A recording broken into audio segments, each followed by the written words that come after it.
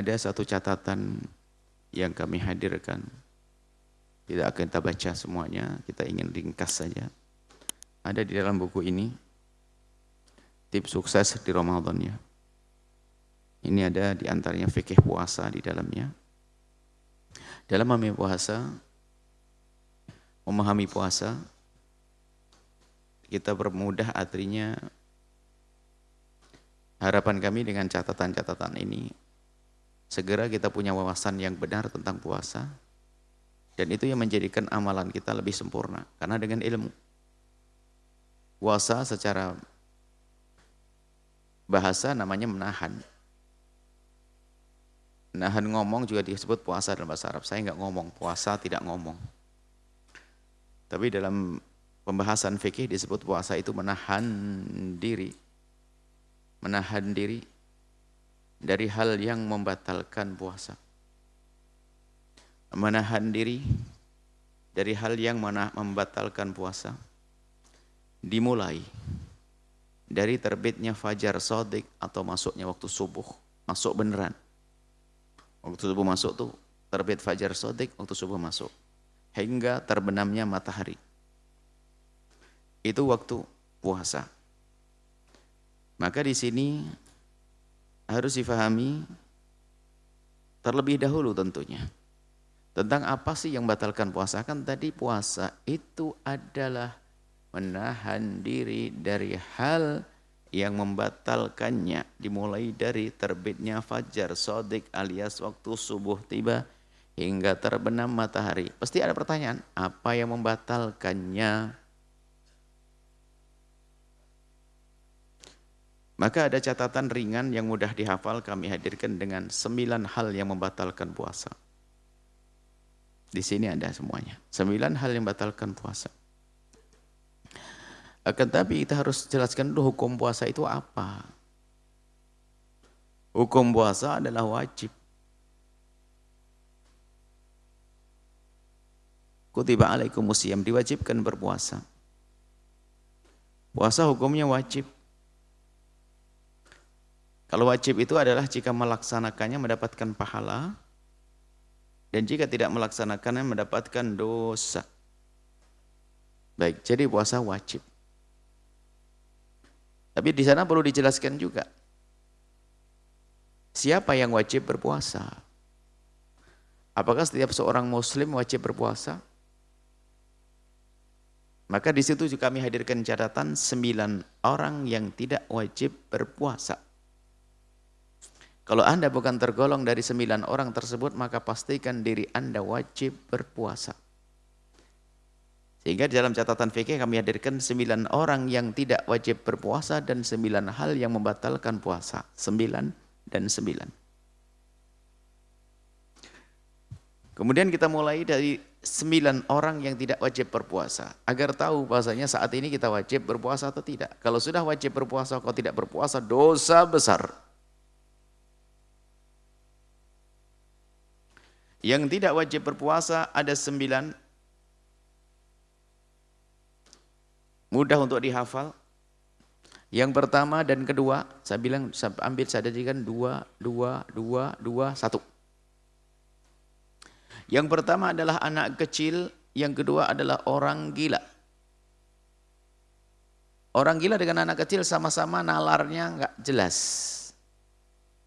Orang gila nggak bisa diajak ngomong, nggak paham perintah. Anak kecil juga sama, nggak paham perintah. Apa itu larangan? Anak kecil sama orang gila sudah mudah dihafal. Dikit anak kecil karena akalnya belum sempurna. Orang gila sama akalnya belum sempurna. Maka 2 orang ini tidak wajib berpuasa. Anak kecil sama orang gila. Kemudian satu lagi, 3 dan 4. Orang sakit dan orang tua. Situ sebenarnya kita dekatkan biar mudah dihafal, mirip-mirip. Karena orang sakit itu kayak orang tua, biarpun nggak tua. Orang tua itu kayak orang sakit, biarpun tidak sakit. Supaya paham jelas ya. Kalau sampai dari majelis nggak hafal, masuk SLB saja. Ini dibikin cara menghafalnya pun sudah diaturnya. Orang sakit, nomor 3. 4, orang tua dan orang sakit. Kemudian yang kelima dan enam adalah orang haid dan orang nifas. Sama, satu pasang. Orang haid dan orang nifas. Jadi kalau lagi haid Anda tidak wajib puasa. Bahkan haram berpuasa. Yang lagi nifas tidak wajib berpuasa, haram berpuasa. Hafalkan haid dan nifas. Kemudian yang 7, 8 sama mirip-mirip. Orang hamil dan menyusui. Ya, satu pasang. Orang hamil dan menyusui. Nanti kita jelentrehkan penjelasannya satu demi satu. Orang hamil tidak wajib puasa, orang menyusui tidak wajib puasa. Yang sendirian, 9. Orang musafir, orang bepergian. Jika Anda dalam bepergian memenuhi syaratnya, Anda tidak wajib puasa. Baik. Dari 9 itu nanti, bisa ngitung enggak? Anak kecil, orang gila. Orang sakit, orang tua. Orang haid, orang nifas, orang hamil, menyusui, dan bepergian. Bisa dites nih, yang nggak hafal masuk SLB. Coba menghafal. Menghafalnya pun sudah direncanakan, biar mudah. Jadi, sekarang tanyakan, anak kecil ada penjelentrehannya. Anak kecil tidak wajib berpuasa. Tapi kalau sudah mereka umur 7 tahun, umur 7 tahun Hijriyah, wajib bagi orang tua, bukan wajib bagi anak, wajib bagi orang tua untuk ngajari puasa. Dan bukan puasa saja, termasuk sholat. Tidak wajib bagi anak kecil sholat.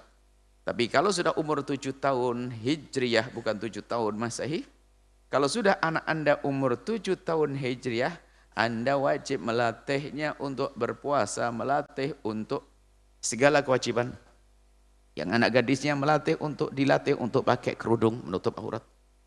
Kalau orang tua membiarkan tidak melatih melakukan yang wajib, hukumnya dosa. Yang dosa orang tua, anak kecil mah nggak punya dosa dia, sebab dia belum balik. Selagi belum balik, rekening dosanya nggak jalan. Rekening dosa nggak berjalan selagi anak masih kecil belum balik. Kalau balik nanti ada pembahasan umur balik itu berapa. Balik itu adalah jika seorang anak sudah keluar mani di usia 9 tahun bagi laki-laki atau perempuan keluar mani di usia 9 tahun.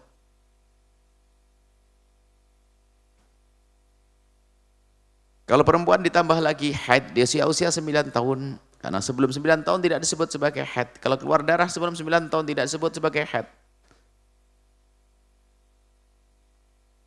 Kemudian kalau ternyata tidak keluar mani dan tidak keluar darah di usia 9 tahun, tidak keluar mani bagi laki-laki di usia 9 tahun, ditunggu sampai umur 15 tahun. Kalau sudah sampai atau genap 15 tahun. Genap 15 tahun, maka dia dianggap balik. Biarpun tanpa keluar mani dan biarpun tanpa haid. Baik, jadi anak-anak kecil umur 6, 7, orang 7 tahun dimulai dari 7 tahun usia tamyiz, disebutkan tamyiz itu anak umur 7 tahun dan sudah bisa membedakan antara api dan roti, bisa makan sendiri, bisa cebok sendiri, itu anak tamyiz. Maka bisa diajak ngomong, disitulah dia mulai kita ajari tentang mana yang boleh dan mana yang tidak boleh.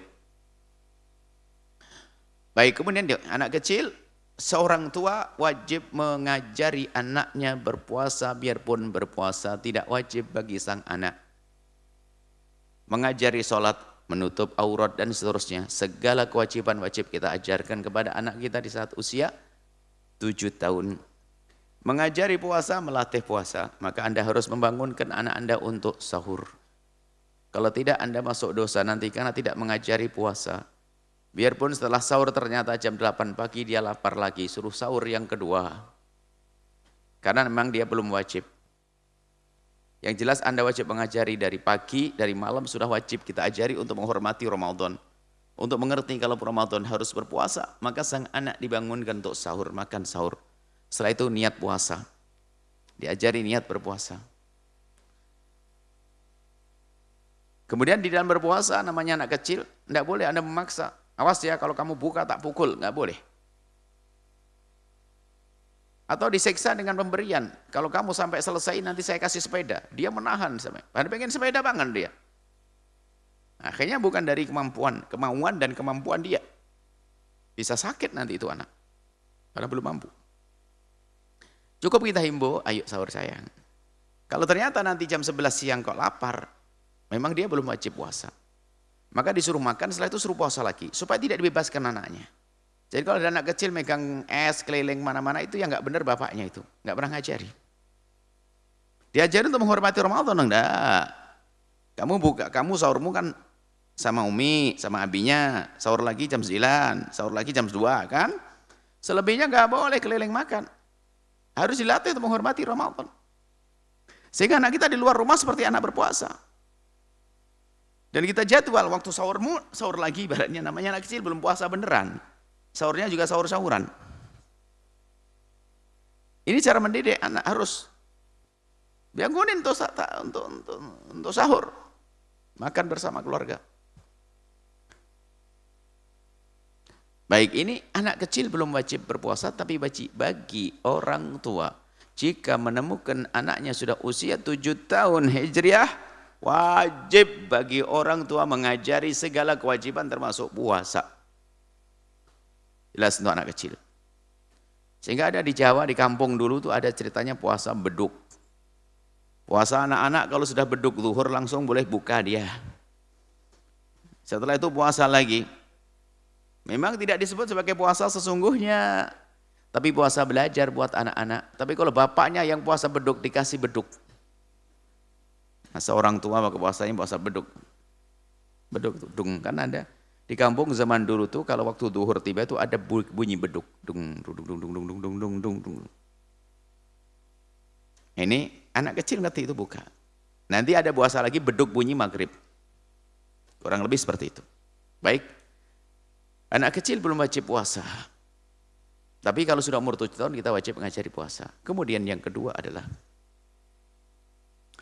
orang gila. Gila beneran ya, bukan gila tahta sama gila harta, bukan. Orang gila, akalnya tidak hadir. Orang gila. Gila beneran. Diajak ngomong nggak paham. Yang masuk dalam pembahasan gila adalah memang akalnya tidak sempurna. Yang disebut dengan istilah-istilah lain bukan gila dia. Akan tapi semacam kayak anak kecil lagi, idiot. Dia nggak paham. Suatu ketika ada seorang sudah meninggal dan ibunya sudah meninggal, keluarganya sudah tidak ada. Baik keluarganya. Saya kan nggak paham. Setiap ketemu anak ini ngomong, Buya mau kawin, Buya mau kawin. Sakit. Tak panggil orang tuanya. Ini tolong nikahkan. Ini pengen kawin, pengen nikah. Buya dia tidak ngerti kawin. Yang ia ngerti kawin itu rame-rame, senang. Gitu. Oh, jadi kalau ngeliat rame-rame dia senang. Makanya setiap hari dia minta kawin rame-ramenya. Dia tidak ngerti kawin. Padahal umurnya sudah 30 tahun. Cuman dia, mohon maaf, diberi kekurangan oleh Allah. Kekurangan di dunia saja, di akhirat tidak diseksa orang kayak gitu. Ahli surga yang berjalan di atas bumi. Gak ada dosa orang-orang idiot itu. Nah, termasuk orang begini tidak wajib puasa. Gimana disuruh puasa? Nggak ngerti puasa. Nggak boleh halal haram, nggak ngerti. Maka orang gila sama-sama tidak sempurna akalnya seperti anak kecil seperti orang gila. Baik, kemudian yang ketiga. Orang sakit, yang keempat orang tua. Sakit di sini adalah sakit yang memberatkan bagi dia untuk berpuasa. Sehingga dengan sakitnya kalau berpuasa dia tambah lemes, tambah. Atau kata dokternya ini bukan menurut ustadz nggak berguna di situ. Jadi orang sakit yang boleh berbuka itu adalah petunjuk daripada satu dokter yang satu pengalaman dirinya. Kalau dia mengalami kalau saya puasa pernah gemeteran jam 10 siang, nggak wajib puasa. Dia sakit. Sakit yang memberatkan bagi dia untuk berpuasa. Atau kata dokter, ibu mohon agar ibu tidak puasa. Karena kalau berpuasa ada hal yang harus. Kalau ibu puasa ada obat yang tidak bisa diminum, itu membahayakan ibu. Dengar dokter, nggak usah memaksakan. Nggak usah soh dengan Allah. Memang selama ini kita dia dengan Allah. Ini ada orang sebagian ini melanggar. Soknya pengen tawakal. Ini harus dengan Allah. Masa kita melaksanakan kewajiban tidak ditolong oleh Allah? Mengambil kemudahan juga dengan Allah kok. Nggak usah memaksakan kalau sakit. Kalau lagi sakit tidak, tapi sakit beneran. Jangan sakit-sakitan. Ada seorang anak gadis barangkali nggak puasa saya ibu. Kenapa saya sakit? Sakit apa? Sakit jerawat. Enggak. Sakit jerawat, puasa. Tetap puasa itu. Tentang sakit yang memberatkan bagi dia untuk berpuasa. Sakit apa saja. Makanya orang kalau sakit di rumah sakit dan sebagainya, ya tidak wajib berpuasa. Dan Anda tidak perlu memaksakan. Anda perlu minta petunjuk kepada dokter, dari dokter bagaimana sebaiknya saya puasa atau tidak. Bahkan kalau dia berpuasa dan ternyata puasanya membahayakannya, maka dia dosa. Dia melanggar Allah, wala tulqu bi'aidikum ila tahlukati. Jangan kau letakkan dirimu dalam kehancuran. Tolong mengerti yang sakit, biar cepat sembuh. Anda makan obat yang benar sakit. Dan orang tua. Orang tua di sini rupanya tidak dibatasi umur sebelumnya. Orang tua disebut adalah mirip kayak orang sakit. Umurnya sudah 70 tahun kayak orang tua, ternyata dia masih keker kayak anak muda. Enggak, tetap wajib puasa dia. Karena baginya puasa ringan. Artinya memang ada kedekatan dengan sakit tadi. Umurnya masih 50 berapa, tapi Masya Allah sakit-sakitan. Jadi kayak orang tua. Jadi puasa berat. Intinya adalah jika fisiknya lemah kembali untuk berpuasa karena sakitnya atau karena umurnya, maka di saat seperti itu dia tidak wajib berpuasa. Enggak ada batasan umur seperti umur berapa. Orang dulu umur 80 tahun kayak umur 40. Hari ini umur 40, anak umur 40 tahun kayak umur 80. Makanya ngawur hari ini. Baik, jadi orang tua. Baik, kemudian yang tidak wajib berpuasa lagi adalah orang haid dan orang nifas. Dalam keadaan haid Anda tidak wajib berpuasa. Bahkan kalau Anda berpuasa hukumnya haram. Habis melahirkan Anda punya nifas, tidak wajib berpuasa. Tidak wajib berpuasa dalam keadaan haid. Sudah. Yang enggak puasa, tidak wajib puasa. Berpuasa malah dosa. Selesai ya, masalah haid sudah sangat jelas. Nifas jelas. Hanya perlu dimantapkan nanti ilmu haid itu kayak apa, ilmu nifas. Ini babnya beda. Kita juga ada fikih haid. Penjelasan tentang haid. Kemudian selanjutnya yang tidak wajib berpuasa yang ke-7, 8 adalah orang hamil dan orang menyusui. Kalau Anda hamil, ini kemudahan dari Allah. Jika Anda menduga, dan memang kalau menurut keterangan orang yang mengerti, tidak tahu apakah sudah sepakat dokter, memang perlu seorang ibu dalam keadaan hamil harus di asupan, harus ada yang masuk ke dalam diri ibu ini sesuatu yang berbobot demi kebaikan janin yang ada di dalamnya. Maka dianjurkan memang untuk, biarpun tidak tampak, biarpun mungkin dia mengatakan saya biasa saja, tapi pasti ada pengaruh kepada bayi. Termasuk di saat menyusui misalnya, akan pengaruh pada bayi. Karena bayi akan minum, sementara ibunya sendiri di seharian tidak ada yang masuk ke dalam perutnya. Pasti akan berpengaruh kepada asinya. Sungguh indah di dalam agama. Sudah dikasih tahu orang hamil dan menyusui tidak wajib berpuasa. Tidak wajib berpuasa. Karena adanya kekhawatiran tadi, khawatir akan dirinya. Ada sebagian ibunya sendiri yang merasa cepat lapar kalau puasa.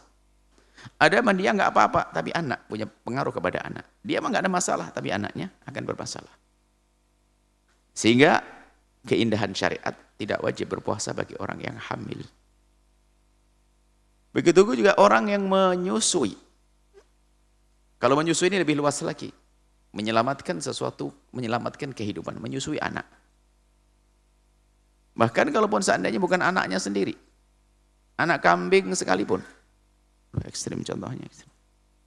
Anda punya kambing di belakang rumah, 3 anaknya. Induknya disembelih atau hilang induknya. Dia perlu susu, Anda suwi-suwi. Gara-gara nyusui kambing, Anda sering lapar dan sebagainya. Karena itu harta yang harus dijaga. Baik, menyusui, apalagi bayi. Menyusui bayi, maka ini lihat, ada orang mungkin 50 tahun seumur hidupnya 50 tahun nggak pernah, ada seorang ustadzah katanya baik orangnya, Masya Allah, tapi nggak pernah puasa Ramadan. Nggak pernah puasa Ramadan, setiap Ramadan nggak pernah puasa dia. Padahal dia solehah, wali. Kok bisa enggak pernah puasa Ramadan? Iya, karena hamil 9 bulan, habis itu melahirkan, nyusui 2 tahun. Hamil lagi 9 bulan, nyusui 2 tahun lagi. Hamil lagi sampai anaknya 13. 13 kali berapa itu? Enggak pernah puasa dia. Makanya ibu-ibu tidak usah takut hamil dan menyusui. Tenang aja, Anda boleh enggak puasa kok. Suamimu suruh nemen itu. Cuman banyak berkhianat dalam ini suami itu. Suami itu banyak berkhianat dalam urusan ini. Nanti saya temani, enggak pernah nemeni itu suami itu. Suruh nemeni istrinya, biar suaminya sunnah, suaminya wajib. Banyak yang janji nanti saya temani, kalau buka ya insya Allah saya temani, abang temani. Giliran lagi puasa sendirian ya. Gak apa-apa, jihad juga. Tapi kalau habis melahirkan nyusui tidak wajib lagi. Habis nyusui pas 2 tahun, ambil lagi, langsung positif. Baik, kemudian setelah itu, yang terakhir bepergian. Dan ini termasuk ilmu yang harus diberikan. Kalau Anda bepergian, dengan 2 catatan aja deh ringan. Anda tidak wajib berpuasa dengan catatan. Pertama, tujuan yang Anda tuju adalah tidak kurang dari 84 km. Kurang lebihnya 80 kiloan lah. 84 atau yang Anda tuju. Mulainya tidak puasa boleh di mana saja. Dari sini ke Semarang, Anda mau pergi ke Semarang, berarti tujuan Anda sudah oke. Anda orang Cirebon mau pergi ke Semarang, berarti Semarang lebih dari 84 kilo. Oke. Satu. Yang kedua, di hari yang Anda ingin tidak berpuasa, di hari yang Anda tidak berpuasa itu harus sebelum subuh Anda sudah keluar dari kota kecamatan Anda, kampung Anda. Sebelum subuh Anda sudah keluar. Tapi kalau keluar Anda setelah subuh, berarti Anda sudah kena kecantol wajib puasa. Karena sebelum subuh Anda masih di rumah. Subuh tiba Anda masih di rumah. Jadi kalau sekarang Anda pergi ke Semarang, Anda wajib puasa. Kenapa? Anda sudah ketemu subuh. Tapi tadi pagi Anda sengaja ingin tidak puasa, boleh sampai sengaja. Ayo keluarnya sebelum subuh. Kenapa? Biar kita nggak wajib puasa. Boleh Anda pagi-pagi jam 3:30 habis sahur langsung jalan. Keluar masuk tol langsung adzan, masuk tol pernah kan sudah keluar kecamatan, adzan, Anda boleh berbuka. Anda boleh makan. Biarpun tetap harus pakai adab, jangan seenaknya makan depan orang dan sebagainya. Dan nanti ada hubungannya dengan warung yang dibuka untuk orang musafir, itu adalah boleh kita melayani orang musafir. Yang punya warung melayani orang musafir boleh. Di rest area dan sebagainya. Tapi kalau yang dilayani adalah orang yang wajib puasa, maka warung tersebut dosa. Ini ada rentetan fikih sana. Baik, kita hanya bicara orang bepergian. Sehingga di dalam sepanjang bepergian seperti pertanyaan di hari kemarin, ada seorang tugasnya sopir bis, nggak pernah tinggal di rumah, bolak-balik, nggak wajib puasa dia. Nggak wajib puasa sepanjang dia di perjalanan. Memang kaidahnya selagi Anda dalam bepergian dengan ketentuan yang disebutkan maka tidak wajib puasa. Baik, ini dulu gambarannya, masih ada lanjutan sebetulnya. Dari 9, maka sekarang tanyakan diri Anda sendiri. Anda anak kecil atau bukan? Bukan. Gila enggak Anda itu? Enggak, alhamdulillah sehat. Sakit? Sehat. Orang tua? Ada yang tua. Anak, baik Anda tidak tua. Kemudian hari ini Anda tidak haid. Anda laki-laki tidak haid. Tidak nifas juga, ini jelas. Anda tidak hamil, tidak menyusui. Anda tidak bepergian, maka Anda wajib puasa. Selesai. Kemudian dari 9 itu nanti direntet. Mana yang wajib diqadha, mana wajib bayar fidyah, insya Allah kita hadirkan pada pertemuan yang akan datang, insya Allah.